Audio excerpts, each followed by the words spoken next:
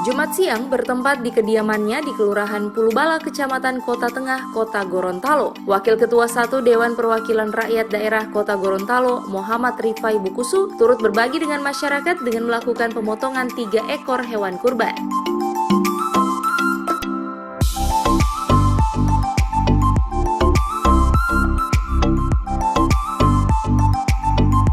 Meski diguyur hujan deras, namun prosesi pemotongan hewan kurban tetap dilaksanakan oleh panitia.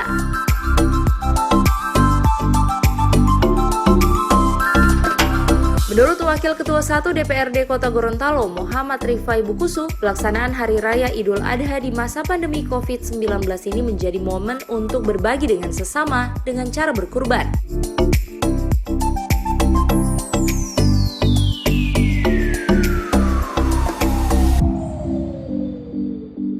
Selain itu ditambahkan Ketua DPC Partai P3 Kota Gorontalo ini, dalam pembagian daging sapi kepada masyarakat tersebut, pihaknya tetap memberlakukan protokol kesehatan, yakni dengan mencuci tangan dan menggunakan masker.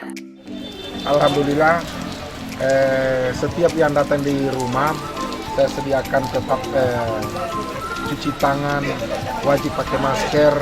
Sudah itu semua yang masuk sini wajib pakai masker. Sebab apa? Tetap saya masih menjalankan protokol kesehatan, jaga jarak untuk menghindari corona.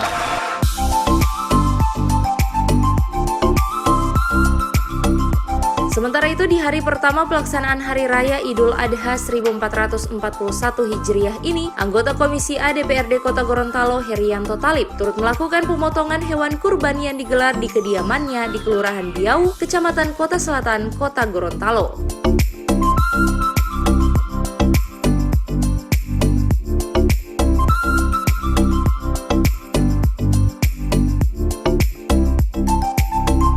Adapun jumlah hewan yang dikurbankan sebanyak 4 ekor sapi yang pembagian dagingnya disalurkan sesuai dengan jumlah kelompok yang sebelumnya telah diatur.